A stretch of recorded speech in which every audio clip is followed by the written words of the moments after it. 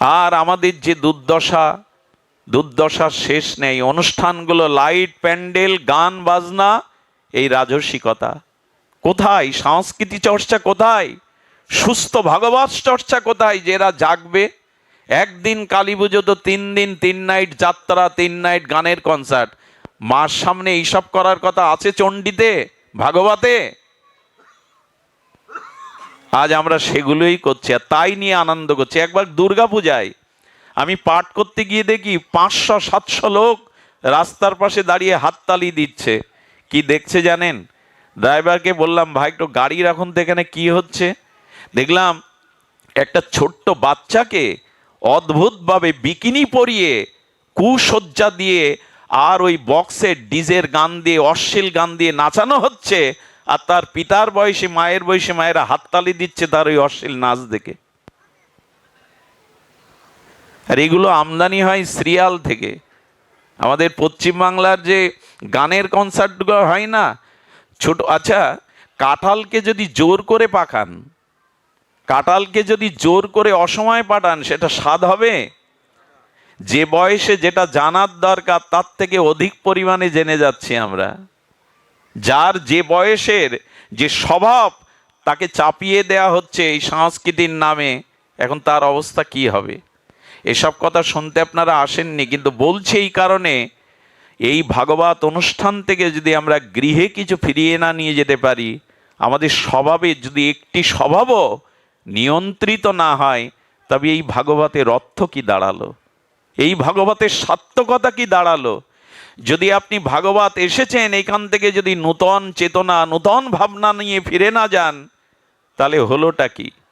সুধীবৃন্দ, এই জন্য কথাগুলো বাড়ি গিয়ে মনন করবেন। ভাগবত শ্রবণ করে মননের কথা বলা আছে। গাভীগুলো সারাদিন লতাপাতা তৃণ খায়, ওরা ওই সময় খায় না, গলৎকরণ করে। গাভীগুলো কি করে? তৃণ, ঘাস সারাদিন ধরে গলৎকরণ করে, খায় না। খায় কখন জানেন? গোয়ালে গিয়ে ওই খাদ্যগুলো তুলে জাগর কাটতে থাকে, চর্বণ করতে থাকে, গালের জিহ্বার লালা দিয়ে চর্বণ করতে থাকে, আর তখনই ওটা খায়। হরিকথা শুনে বিছানায় মাথা দিয়ে চিন্তা করবেন, এই যে কথাটা বলে গেলেন, এই কথাটা মনন করবেন, চিন্তা করবেন, আমার জীবনে কি করে আমি প্রতিফলন করাতে পারি। হরিকথা শ্রবণে মনন করতে হয়। ঘোল তো রয়েছে, মন্থন না করলে মাখন উঠবে? ঘোল রয়েছে, মন্থনটা তো করা চাই, নাহলে মাখন কি উঠবে? যা শুনলাম তা মনের দ্বারা আমাদের মনন চাই, এই মননের দ্বারাই আমাদের জীবনে নেমে আসবে। কিন্তু মনন আজ কি করব? যা বলি তা কি শুনি আমরা? শ্রীকৃষ্ণের মুরলীধ্বনির বংশীধ্বনি হয়েছে, সেই বংশীধ্বনি গোপীরা কোথায় ছিল? গোপীরা ছিল গৃহে। কেউ শুনতে পেল না, গোপীরা শুনলো কেন? শুনলো কেন জানেন? মনে করুন ঢাকা বেতার যন্ত্র থেকে আপনার ভাই আজকের বেলা 9টার সময় তার বংশী বাদন প্রোগ্রাম আছে, তা আপনি সবাইকে ডেকেছেন, এই দেখো ঢাকা সেন্টার থেকে, বেতার থেকে আমার ভাই আজকে বংশীর ধ্বনিতে, আর তিনি বাঁশি বাজাবেন, রেডিও খুলে বসেছেন। এখন 9টার সময় সেই লাইভ সম্প্রচার শুরু হলো, আপনি ঢাকা কেন্দ্রে না দিয়ে কলকাতার কেন্দ্রে দিয়ে রেখেছেন। এখন বলছে বাঁশি বাজে না কেন, বাঁশি শুনতে পাচ্ছি না কেন? বাঁশি কি বাজেনি? বাঁশি বেজেছিল, কিন্তু আপনার মনরূপ সেন্টার, অর্থাৎ আপনার ঢাকা কেন্দ্রের থেকে আপনি কলকাতার কেন্দ্রে দিয়ে রেখেছেন, তো বাজলে বুঝতে পারবেন। তেমন শাস্ত্রে বলা হচ্ছে গোপীদের তনুমন প্রাণ সবসময় কৃষ্ণের ভাবনায় রত থাকতো। ওই কৃষ্ণের বংশীর রূপের মাধুর্যের কথা ভাবতো সারা সময়। গৃহে বসেও তারা শ্রী গোবিন্দের চরণ, তার নাম রূপ লীলা চিন্তা করতো। ওই জন্য বাঁশি ওরাই শুনতে পেয়েছিল। সেন্টারে দেওয়া না থাকলে শুনবেন কি করে? গোপীদের মন প্রাণ কোন সেন্টারে ছিল? শ্রীকৃষ্ণের চরণে, তার মাধুর্যে, তার লীলাতে, তার নাম রূপে। এই জন্য ওরাই শুনতে পেল। গৃহে অবস্থান করেও ভগবত দর্শন হয়, গৃহে অবস্থান করেও ভগবত প্রেম ভক্তি লাওয়া যায়, যদি গৃহে থেকেও মনটা ভগবানকে দেওয়া যায়। আমরা দেই তো? সংসার ছাড়তে হবে না আপনাদের, গৃহ থেকে কোথাও যেতে হবে না আপনাদের, গোপীদের মতো গৃহে থেকেই ভগবানকে স্মরণ করুন। একটা জিনিস দেখুন, অনেক মানুষ মন্দিরে যায়, ভগবানের মূর্তি বিগ্রহ দর্শন করে আসে, কিন্তু উত্তম হলো শুধু মন্দিরে ভগবানকে দেখে, মন্দিরে গেলে যেমন প্রণাম করেন, স্তুতি করেন, পায়ের পাদুকা খুলে প্রণতি জানান, প্রণাম জানান, সেখানে প্রণামী দেন, একটি প্রসাদ ফলাদি দেন, তেমনি বাড়িটাকেও মন্দির মনে করা। মন্দিরে গিয়ে বিগ্রহ দর্শনে যে ভাব দেখান, বাড়িটাই মন্দির মনে করে বাড়ির ঠাকুরকে ওই জাতীয় প্রতিদিন প্রণাম শ্রদ্ধা করা উচিত। গৃহটাই মন্দির, আমরা গৃহটাকে মন্দির করতে পারিনি। শোনেন, গৃহ মন্দিরে যদি অশান্তি থাকে, এই মন্দিরে এসে শান্তি আপনি পাবেন না, ও তীর্থে গেলেও পাবেন না। এই জন্য গৃহটাকেই মন্দির করুন। নিজ বাসস্থানে অবস্থান করলে নিত্য যেখানে ভগবানের মঙ্গল আরতি, নিত্য যেখানে ভগবানের ভোগরাগ, নিত্য যেখানে ভগবানের গীতা ভাগবত পাঠ, নিত্য যেখানে ভগবানের প্রার্থনা স্তুতি হয়, সেই গৃহটা গৃহ না, সেটাই মন্দিরের রূপ নেয়। অর্চন করলে কি হয় জানেন?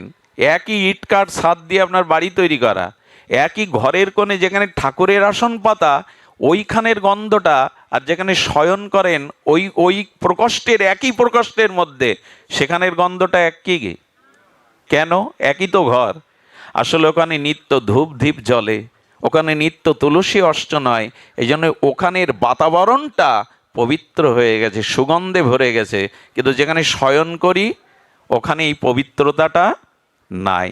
একই ঘরে একই ইটকাঠের মধ্যে দুই জায়গার দুই অনুভূতি।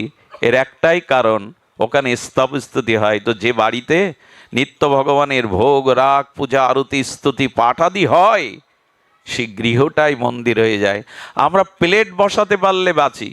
মন্দিরগুলো দুতলা করে প্লেট বসান, আপত্তি নাই, 5 তলা করুন, কিন্তু গৃহটাকেই মন্দির করুন। এটাই হলো গৃহে বসে ভগবানকে পাওয়ার উপায়। গৃহ আর মন্দির। আচ্ছা, মন্দিরে কেউ জুতো পায়ে দিয়ে ওঠেন? সহসা ওঠেন কি? কিন্তু দেখবেন অনেক হিন্দুর ঘরে, যে ঘরে ঠাকুর রয়েছে, ছেলে বিলে বন্ধু বান্ধব জুতো পায়ে দিয়ে ওই ঘরে ওঠে, দুজোড়া জুতোও রাখা আছে। এটা কিসের কিসের ভালোবাসা? এটা কিসের? গৃহটায় আশ্রম। শুধু সন্ন্যাস আশ্রম আশ্রম নয়, জ্যোতি আশ্রম, সন্ন্যাস আশ্রম, শ্রেষ্ঠ আশ্রম হলো গারস্থ আশ্রম। মহাপুরুষগণ কোথা থেকে আসে? সন্ন্যাস থেকে। কোন মায়ের গর্ভে গৃহাশ্রম থেকে সন্ন্যাসী জন্মায়, অবতার আসে, মহাপুরুষ আসে। এই গৃহটাকে মন্দির করতে পারিনি আমরা, মন্দির করেছি পাড়ায়। পাড়ায় মন্দির করুন, নগরে মন্দির করুন, ক্ষতি নাই, কিন্তু গৃহটাকে মন্দির করুন। গোপীদের প্রেম এতই, তারা গৃহে থেকে রাত দিন গোবিন্দের স্মরণ করত, মনন করত। এই জন্য দূর থেকে কৃষ্ণের বাঁশি বাজলে ওদের মনেই সাড়া দিত। গিরিরাজ গোবর্ধনে বংশীধ্বনি হচ্ছে, গোপীরা তা শুনতে পেত। কিছু মনে করবেন না, অনেক মানুষ সকালে উঠে একটু স্নান করে, আর স্নান করে স্ত্রীকে বলে 1 কাপ চা খাওয়া ভালো, আমি নিষেধ করছি না, চা খান। পায়ের উপরে পা দিয়ে এইবার খবরে কাগজ চাই, স্থানীয় পেপার, জাতীয় পেপার, আধা ঘন্টা 20 মিনিট তো পেপার দেখেন। আচ্ছা, দেশের দুরবস্থা পড়ে আপনি দূর করতে পারবেন, সমাধান করতে পারবেন? কিন্তু 20 মিনিট 30 মিনিট যে ব্যক্তি খবরের কাগজ পড়ে, পড়ুন, নিউজ পড়ুন, আমার আপত্তি নেই, কিন্তু ওই স্নান করে এসে ঠাকুর ঘরে গীতার একটা শ্লোক পড়তে 5 মিনিট লাগে। কতজন পড়ে সেটা? সকালবেলা উঠে চা খেলেন, কিন্তু যে বাড়ি মায়েরা ঠাকুরকে সকালবেলা অর্চন করে, ওই অর্চন করতে গিয়ে রাধা মাধবের চরণে তুলসী দিয়ে যে অভিষেকের জল, ওটার নাম চরণামৃত। প্রতিদিন চা খান, কজন হাত তুলে বলুন তো প্রতিদিন চরণামৃত পান করেন? এই 500 যদি 600 লোক থাকে, এর মধ্যে 2-4 জন হাত তুলতে পারবে। এর কারণ কি? চা খেতে ভালো লাগে, না খেলে মাথা যন্ত্রণা করে। আরে, চৈত্রের প্রখর রৌদ্র বলে লেবু চা, লেবু চা, মাথা ঘোরে চা না খেলে। অথচ চরণামৃততে কি বলা আছে জানেন? অকাল মৃত্যু হরনাম, সর্ব পাপ প্রণাশনাম বিনাশনাম, সর্ব পাপ বিনষ্ট হয়, অকাল মৃত্যু পর্যন্ত দূর হয় গোবিন্দের চরণামৃত পেলে। তা পাওয়ার সময় আমাদের নাই, কিন্তু চা প্রতিদিন আমার চাই, চৈত্রের প্রখর রৌদ্রেও 1 কাপ দাও। মঙ্গল চাই কিসে? ওই যে বললাম ভাগ্য তৈরি হয় কিসে? কর্মের দ্বারা। আপনি যেমন কর্ম করবেন তজ্জাতীয় ফল প্রাপ্তিরূপে ভাগ্য আপনার জীবনে ধরা দেবে। মঙ্গল, হ্যাঁ, সুখ চাও তুমি, ভোগ চাও তুমি, সুষ্ঠু কিছু করবে না। আবার শুনুন, সুখ চাও তুমি, ভোগ চাও তুমি, সুষ্ঠু কিছু করবে না। ও চাওয়া তো বাতুল চাওয়া, দুর্ভোগ ছাড়া জুটবে না। সুখ চাইলেই পাওয়া যায়, শান্তি চাইলেই পাওয়া যায়। মানুষ আজ এটা শুরু করেছে। শুধু চিন্তা করুন, বাড়িতে আমরা কত কথাই বলি। আচ্ছা, কিছু কিছু মানুষ আছে বিকেলবেলা মায়েরা বাবারা বাড়িতে যারা আছে ওদের সাথে কথা বলে পুষায় না, ক্ষুধা মেটে না, পাড়ার কোথাও চলে যায়, সেখানে গিয়ে 4-5 জন নিয়ে বসে। আর ওই গল্প যদি একবার শুরু হয়, কি গল্প জানেন?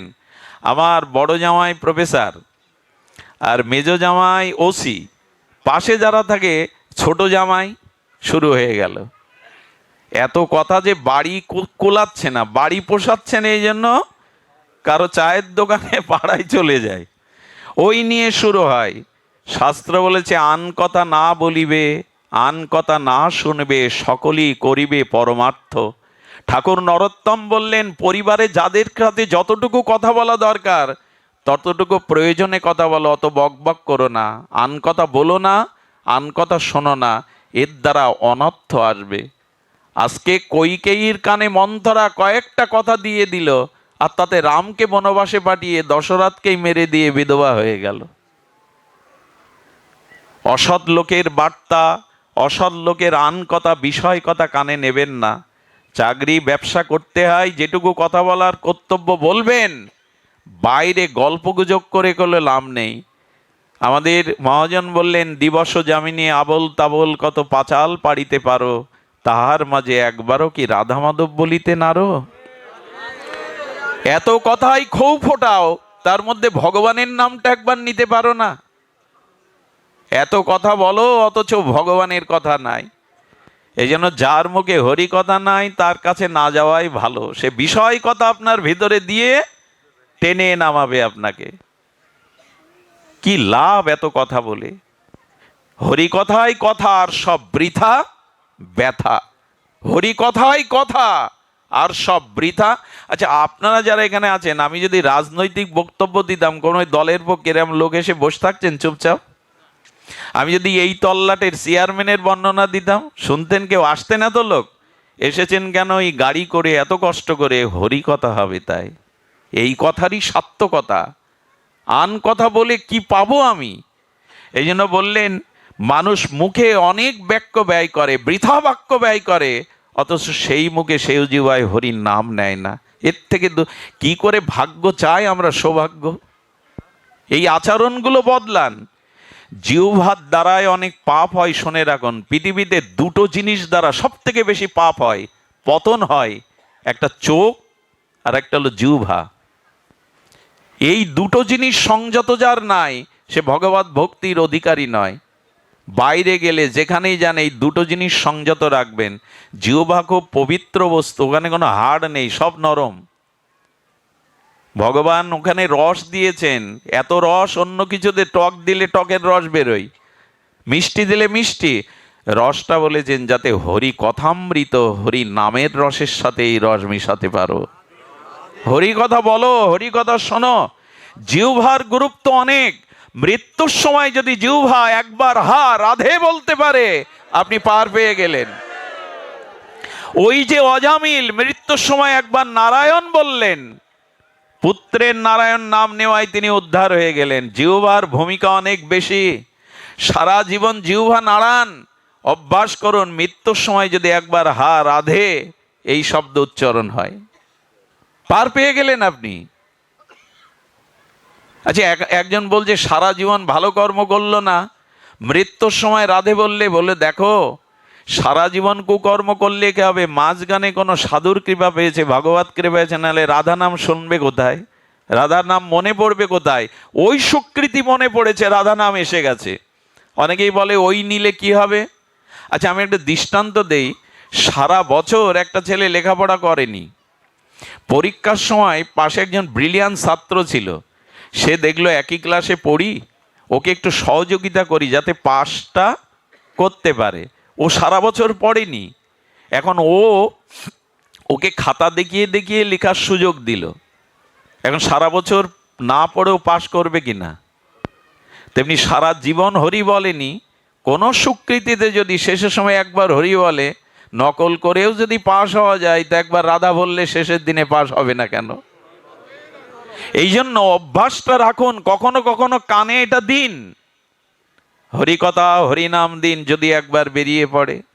আমাকে একজন বললেন, মঙ্গলজি এই শরীর দিয়েই তো ভজন সাধন, এভাবে শরীর নষ্ট করছেন কেন? বাড়ি বসে নাম করুন, বাড়ি বসে শাস্ত্র অধ্যয়ন করুন, এইভাবে কেন শরীর নষ্ট করছেন? আমি বললাম, বাবা, মানুষ যৌবনে অনেক আয় করে, আয় করে জমা রেখে দিলে বৃদ্ধ বয়সে বসে খেলেও সেটা ফুরোয় না, লোকের কাছে হাত পাততে হয় না। তো এই সময়টা যদি সাধুসঙ্গ হরিকথাতে আপনাদের চরণ ধুলিতে সম্পদ, কিছুটা প্রেম ভক্তি কৃপা করুণা সম্পদ জোগাড় করতে পারি, রোগে পড়ে থাকলেও এই সম্পদটাই সেদিন ভাঙিয়ে ভাঙিয়ে ভগবানের চিন্তায় অন্তত চিন্তা করতে পারবো। জোগাড় করুন, এগুলোতে জোগাড় করুন। এই জন্য যার কাছে আন কথা ওখানে না যাওয়াই ভালো। আমি সিডির দোকানে বসেছি, একবার এক গ্রামে পাঠ করতে গেছে, আমাকে যে ডাকে হইল্লোড় করে চলে যায়, কোথায় যাচ্ছি জানি না। তো গিয়ে দেখি রাত 9:30 বাজে পাঠে কেউ আসেনি, 2-4 জন ভক্ত ছাড়া। তা আমি কমিটির কাছে জিজ্ঞাসা করছি, বাবা কাউকে নিমন্ত্রণ দেননি, ভক্তদের জানাননি? বলে জানিয়েছি, কিন্তু ওরা আটকে গেছে। আটকে গেছে কোথায়? বলে আমাদের পাশে বাজার, তো এখানে অনেক সিডির দোকান, আজ ক্রিকেট খেলা হচ্ছে, আর যার যার ওইখানেই সব সিরিয়ালে আর খেলাতেই আটকে গেছে, একটু পরে আসবে। আমরাও আটকে যাচ্ছি এইভাবে, আমরাও আটকে যাচ্ছি এইভাবে। এই আটকানোর স্রোতটা ভেঙে এখানে কিছু সঞ্চয় করুন, শেষের দিনে মনে পড়বে। দেখেন, বাড়ি বসে বসে থাকলে এই আসরের কথাও তো মনে আসতে পারে, এগুলো তো মনের ক্যামেরায় ছবি তোলা থাকছে। কোনো ভক্তের, প্রিয় ভক্তের মুখগুলো, এই বাতাবরণগুলো, শেষের দিনে হয়তো এই স্মৃতিটা মনে জেগে যাবে। তাই যেখানে গেলে এই স্মৃতি জাগে, হরিকথা মুখ দিয়ে আসে, সেখানেই যান। আপনারা লক্ষ্য করেছেন যে এইভাবেই আমাদের চলা বলার মধ্যে যদি আমরা সুঅভ্যাসগুলো গড়ে তুলতে পারি, তখনই আমাদের জীবনে কল্যাণ প্রাপ্তি হবে। গোপীদের হরিভক্তির একটু দৃষ্টান্ত দিয়েই আজকের পাঠ বিশ্রাম করি। গোপীরা কিভাবে তনুমন প্রাণ ভগবানকে দিয়েছিল। সুধীবৃন্দ, গোপীদের এই হরিকথা মানুষের জীবনে কি কল্যাণ করে দেখুন। গোপীরা ননি মাখন বেচতে বেরোতো। আচ্ছা, গোপীরা মথুরায় ননি মাখন আনতে কেন বেচতে? একটু ধ্যান দিন কথাটির দিকে। ওরা ননি মাখন সাজিয়ে রাধারানী, ললিতা, বিশাখা, সখীবৃন্দা, তারা নবনীত মাখন বেচতে। আচ্ছা, ওদের কি রাজরানী? তো রাধারানীর চরণ কি সাধারণ? ওরা আসতো কেন জানেন? আসলে ওরা ব্রাহ্মণ পল্লীতে যেত, ওই ঘিগুলো, মাখনগুলো ভগবানের সেবায় যাগযজ্ঞে লাগবে তাই নিয়ে যেত। আর ওরা মাখন মাথায় নিয়ে আসতো এই কারণে, শ্যামসুন্দরের সাথে দেখা করাই ওদের উদ্দেশ্য, অন্য উদ্দেশ্য নয়। যদি বলেন মায়েরা যাবে কেন? বৃন্দাবনে এখনো এই নিয়ম, মায়েরাই বেশি পরিশ্রম করে, ক্ষেতের কাজ, বাইরের কাজ মায়েরাই আজও বেশি করে। কিছু কিছু সমাজে আছে দেখবেন মায়েরাই বেশি খাটে, এমনি আমাদের গৃহেও খাটে। পুরুষ এসে যদি বলে সারাদিন করোটা কি, একদিন বাড়ি থেকে দেখো করেটা কি। তারা চাকরি বাকরি, ব্যবসা বাণিজ্য করেন বটে, ঘরের কাজ কম না। তবে এখন অনেক সুবিধা হয়ে গেছে, এখন কাপড়টাও তো কাচতে হয় না। কি বেরিয়েছে? Washing machine. National TV channel ঘোরাতে গিয়েও খাট থেকে উঠতে হতো, এখন আর উঠতে হয় না। কি টেপে? কাজ সব কমে গেছে এখন। আগের দিনে আর কাঁথা সেলাই এখন নাই। কাঁথা সেলাই আছে, নকশি কাঁথাও নাই, সব কমিয়ে দেয়া হয়ে গেছে। বসে বসে খাও আর রোগগ্রস্ত হও, বসে বসে খাও আর রোগগ্রস্ত হও। যে মায়েরা পরিশ্রম করে, রোগ ব্যাধি তাদের খুব কম হয়। এটা পুরানো দিনে মা ঠাকুমাদের দিকে তাকালে বোঝা যায়। সুধীজন, সব কিছু এত সহজ হওয়া ভালো না। সহজে সব কিছু পেলে সে বস্তুর মূল্যায়ন, এখন আমরা সব সহজ করে ফেলেছি। তার কি করা যাবে? যুগ যেদিকে এগিয়ে যাচ্ছে, আমি বলেছি যুগ বদলানো যাবে না, তবে সংস্কার বদলানো যাবে। গোপীরা মাথায় ননি নিয়ে কি বলতো জানেন? আচ্ছা, বলা উচিত কি, মাখন নেবে, দই নেবে? কিন্তু দেখবার জন্য এসেছে তো গোবিন্দকে। ওদের মনে কার জায়গা? ওরা কি বলতো জানেন? গোবিন্দ নেবে, কানাই নেবে। আহা, ওদের ভেতরের ভাবনাটা মুখ দিয়ে কানাই চলে আসতো, গোবিন্দ চলে আসতো। বলো, ও গোপী, তোমরা কানাই নেবে মানে, গোপী নেবে মানে?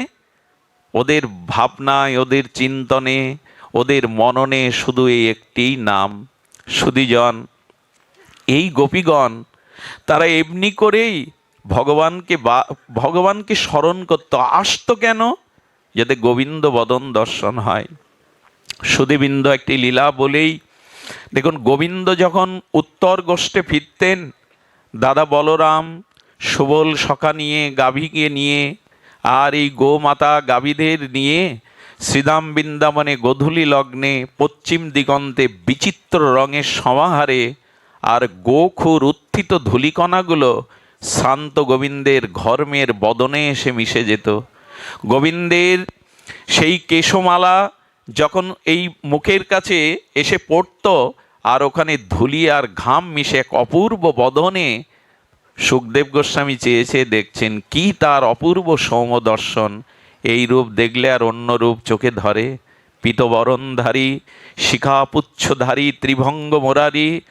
আজ গোপীর মন, সেই মন প্রেমধন চুরি করা আমাদের সেই ননিচোর মনোচোর গোপী প্রেমের আর সেই মূর্তি মাধুর্য বিগ্রহ যখন উত্তর গোষ্ঠ থেকে আসতেন, সমস্ত ব্রজবাসীরা যমুনা পুলিনের ধারে, গোষ্ঠের রাস্তার ধারে দাঁড়াতো, যেন সারাদিনের অদর্শনের বিরহ তাপ জোড়াবার জন্য তারা গোবিন্দের ওই বংশীধ্বনি আর তার অপূর্ব মাধুর্যময় মূরতি দর্শন করে সারাদিনের বিরহ তাপকে তারা জোড়াতো। এই জন্য পাশে এসে দাঁড়াতো। রাধারানী তো সবসময় রাস্তায় আসতে পারেন না। রাধারানী চিলেকোটার উপরে দাঁড়িয়ে প্রিয় নর্ম সখীবৃন্দ সহ গোবিন্দের প্রতীক্ষা করছে। আমাদের চোখ চেয়ে থাকে তো তাকে দেখবার জন্য। গোবিন্দ আসছেন আর মুরলীর ধ্বনিতে ব্রজের আনন্দময় আনন্দ দান করতে করতে আর ধেনুবৎস নিয়ে তিনি চলেছেন। দাদা বলরামকে একটু আগে দিয়ে গোবিন্দ একটু পিছনে পড়েছেন। আমাদের নটকিশোর নটবর আর এই কিশোর মণি তিনি আসছেন। রাধারানী, আচ্ছা ভগবানের কোনটা আগে দেখতে হয়, চরণ না বদন? চরণই দেখতে হয়, ওইখানেই তো সব। রাধারানী গোবিন্দের চরণের দিকে দৃষ্টি পড়েছে। চরণের দিকে দৃষ্টি দেওয়ার সাথে সাথে রাধারানীর গায়ে যেরকম গরম সেক দিলে ফোসকা ওঠে না, পুড়ে যায়, ওই কমল রাধারানীর অঙ্গের কমলতার তুলনা কি আমাদের মুখে মানায়? পৃথিবীতে সব থেকে কমল ফুল হলো শিরীষ কুসুম। কি কুসুম? শিরীষ কুসুম। শিরীষ কুসুমের, শিরীষ ফুলের পাপড়িগুলো এত সূক্ষ্ম যে আপনার গায়ে যদি শত শত ছুঁড়েও মারা যায় আপনার অনুভূতি হবে না গায়ে কিছু পড়লো কিনা। তা শিরীষ কুসুম সম এই রাধারানীর কোমল শ্রী অঙ্গ গোবিন্দের চরণ দর্শনের সাথে সাথে তার গায়ে লাল যেন কে তাপ বা ছেক দিচ্ছে। ললিতা বলছে, রায় রায়, তোর শ্রীঅঙ্গে এত তাপের চিহ্ন কেন? রাধারানী বলছেন, ওই দেখ, আমার রাধা জন্ম বৃথা হলো। বিশাখায় গিয়ে বলছে, কেন রায়? বলে, আমার রাধা জন্ম বৃথা হলো। আমি যদি পদ্ম হয়ে জন্মাতে পারতাম এই জন্ম সার্থক করতে পারতাম। কেন রে রায়? পদ্ম হয়ে জন্মালে কেন সার্থক হতিস? ওই দেখ, প্রিয়ের চরণটা সারাদিনের রৌদ্রতপ্ত ব্রজরেণু ব্রজ বালিকণাগুলো তাপ হয়ে গেছে, আর তিনি খালি চরণে নগ্ন পায়ে ওই ধ্বজ অঙ্কুশ চিহ্নিত দিব্য কোমল চরণ, যে চরণ হাত দিতেও লক্ষ্মী দেবীর বুক কাঁপে, যে চরণ হাত দিতে গিয়েও লাল হয়ে যায়, সেই চরণ আজ তপ্ত ব্রজের ধুলির ওপরে পড়ছে। ওরে আমার রাধা জন্ম বৃথা। আমি যদি পদ্ম হয়ে জন্মাতে পারতাম, প্রাণবধূ যেখানে যেখানে চরণ রাখছেন ওইখানে একটা পদ্ম হয়ে ফুটে থাকতাম, যাতে ওই চরণে ব্যথা না পৌঁছায়। এলো রাধারানীর অনুভূতি, যাতে ওই চরণে ব্যথা না পৌঁছায়। রাধারানীর অঙ্গে এক একটা ব্যথার ছেগ লাগছে ওই চরণের কথা ভেবে। এই হলো সেবা, এই হলো ভগবানকে যথাযথ স্মরণ করা। ললিতাকে ডেকে ডেকে বলছে, ললিতা, এই সৌম্য, এই অপরূপ মাধুর্য রূপমাধুরী দেখতে বিধাতা আমাদের দুটি চোখ দিল। বিধাতাকে গালি দিচ্ছে রাধারানী, ব্রহ্মাকে গালি দিচ্ছে, বিধাতাকে গালি দিচ্ছে। কি বলে জানেন? কোটি আঁখি দিল না বিধি, দিল মাত্র দুই, তার মাঝে নিমেষ দিল কি দেখিব মই। বিধি, তুমি কি রসসৃজন জানো না? তোমার কি রসবোধ নাই? এই নয়ন অভিরাম মনোহর ত্রিভঙ্গ মুরারি মাধুর্য রূপ দেখতে কেউ দুটো চোখ দেয়? কোটি আঁখি কেন দিল না? এই হলো তৃষ্ণা, এই হলো প্রেমের ভাষা, এই হলো ব্রজের ভাষা, এই হলো গোপীদের ভাষা। কেন কোটি আঁখি দিল না? দুটো চোখ দিয়ে কখনো ভগবানের সৌন্দর্যকে দেখেছি? যুগল মাধুর্য মূর্তি দেখে আনন্দ পেয়েছি? কই, পাইনি তো। আজ রাধারানী বলছেন, কেন কোটি আঁখি দিল না?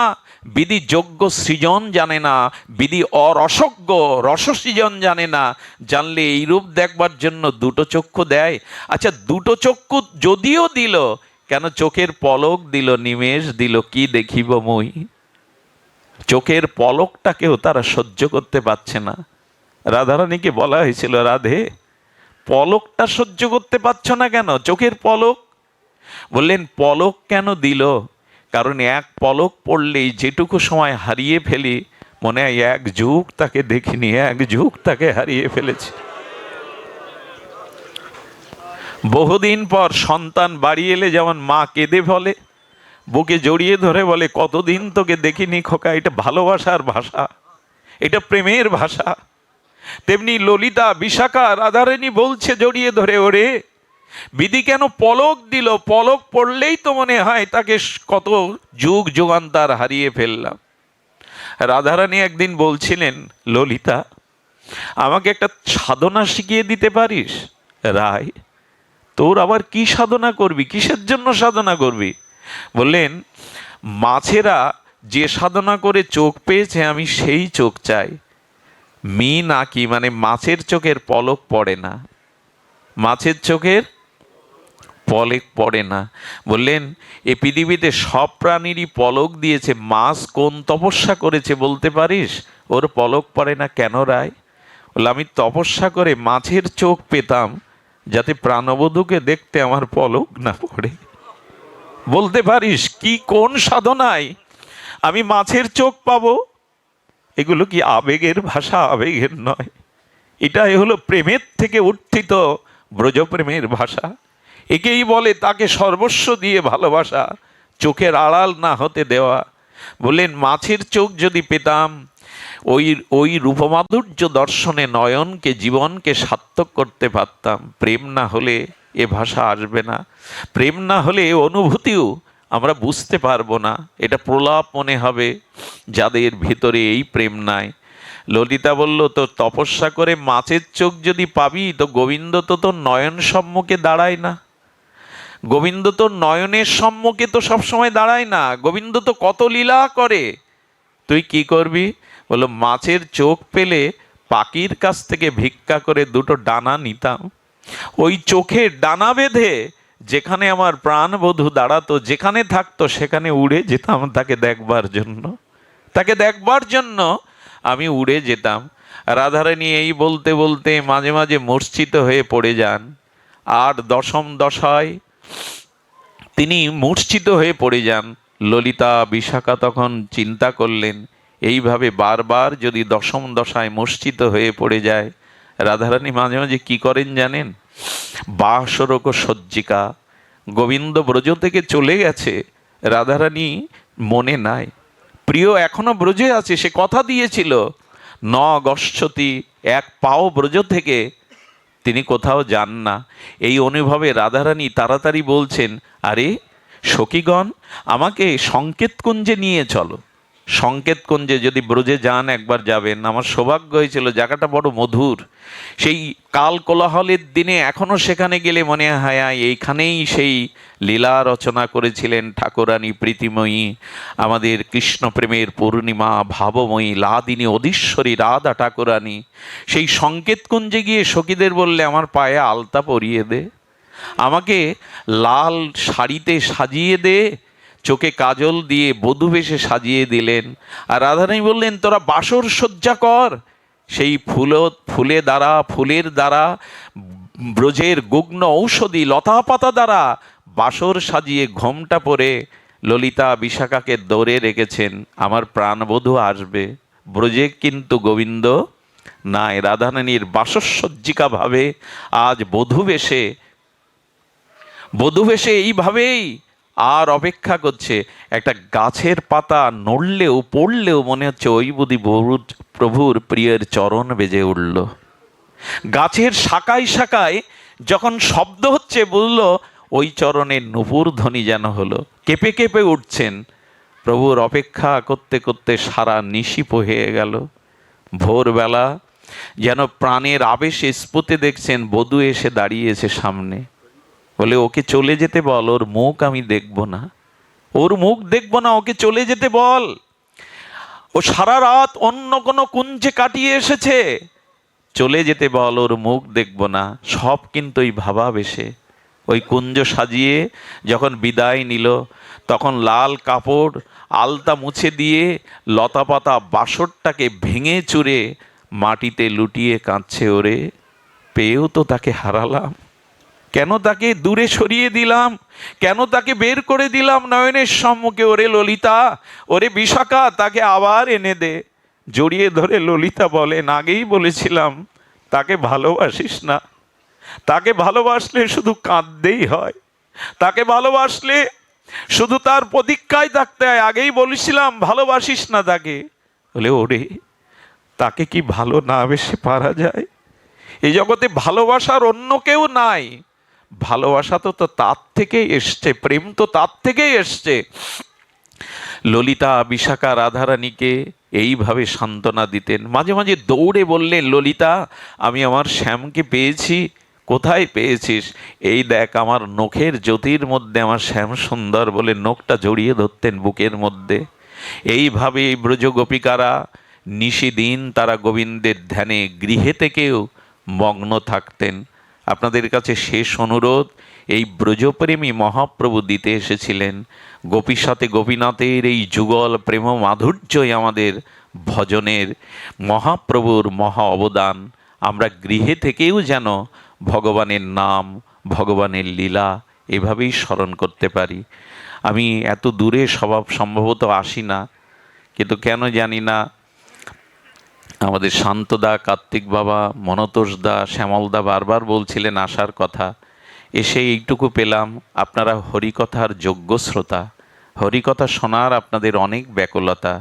পারলে যেখানেই হরিকথা শুদ্ধ ভক্তের মুখে হরিকথা শ্রবণ করবেন। মহাপ্রভুর কৃপা হলে আবারও যদি কোনো সৌভাগ্য স্বীকৃতিতে হয় আপনাদের সঙ্গ পাওয়ার অভিলাষ লেখে আজকের মতো হরিকথার এখানেই পূর্ণ বিশ্রাম। জয়